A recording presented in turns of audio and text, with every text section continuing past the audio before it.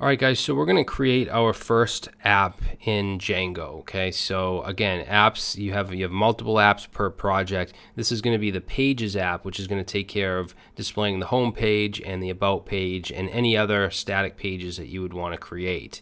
And you can bring models into it, like for instance, our home page, we're going to want the latest listings.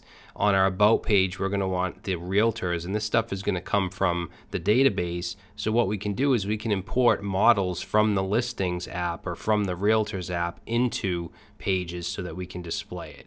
All right, but for now, we're just going to focus on just getting a home page and an about page set up. So I have my server running down here, so I'm going to open up a new terminal here, and make sure you're in your virtual environment. And let's create the Pages app. So to do that, we're going to say Python, let's say Python manage.py, and then we're going to say start app, and then we want to name it. So we're going to call this Pages. Okay, so we'll run that, and what happens is it creates a new folder called Pages with a bunch of files inside of it. So these are all the default files for when you create an app. So we have an init.py, just like we do in BTRE. It's just completely empty. We don't have to worry about it. Migrations is for any database migrations we create. We're not going to have any migrations for this particular app, but we will in some of the other ones. Admin is if you want to you want to show stuff in the admin area. We're not going to need to do that here. In our listings app we will, because we'll want to manage our listings from the admin area, but we won't touch this one. And then apps.py, this shows you the class of the config. This will actually have to go in our settings file. I'll show you that in a second. Models, this is where we create our models. This particular app doesn't have a model, but for instance, listings will have like the title, the address, the number of bedrooms, all that stuff is going to be defined inside of a model. Then we have our tests if we want to run any tests, and a views.py file where we can create methods and we can actually link URLs to those methods. So first thing I want to do before I forget, because a lot of times I do forget, is to add this app to our settings. So let's go to the btre settings.py, and what we're going to want to put here in the installed apps is a set of quotes and a comma, and we're going to say pages.apps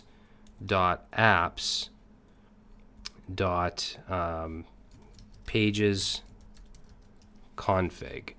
Okay, so we want to go like that, and where I got this pages config from is in the apps.py. So whatever this is right here is what goes right here. So this, if I save this, that will cause Django to recognize this as an app. All right, now when I saved, I got this message down here in VS Code. So if you're using VS Code and you get this auto pep8 message, this is a formatter.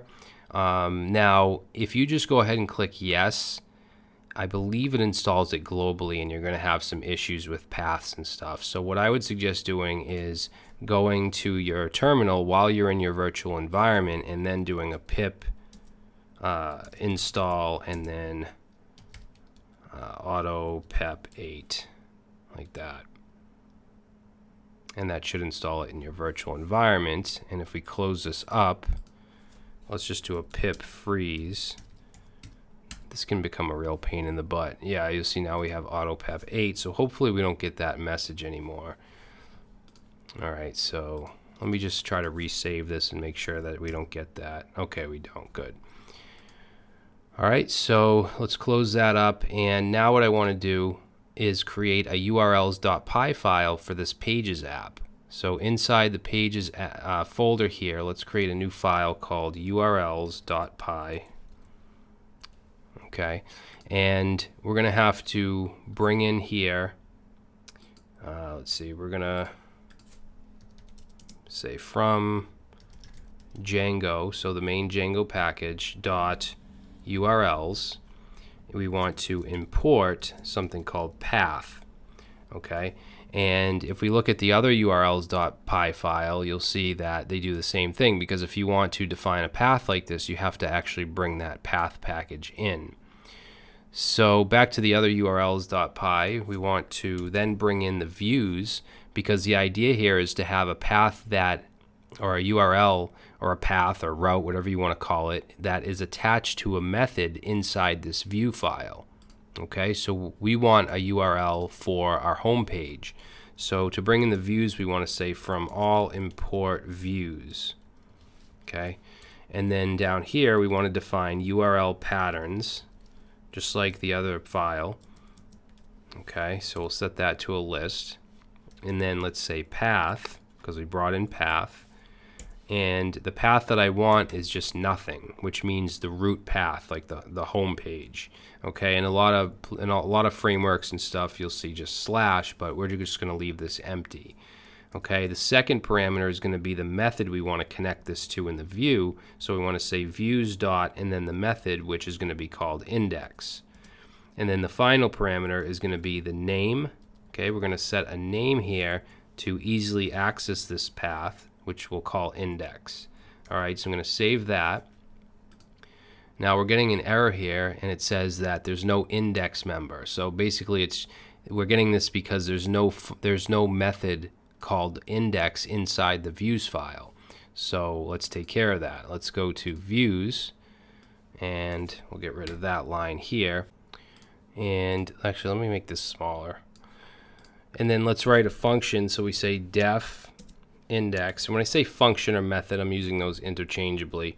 So we'll define this as index, and we want to pass in a request here as a parameter, and then put a colon, and then what we want to happen here.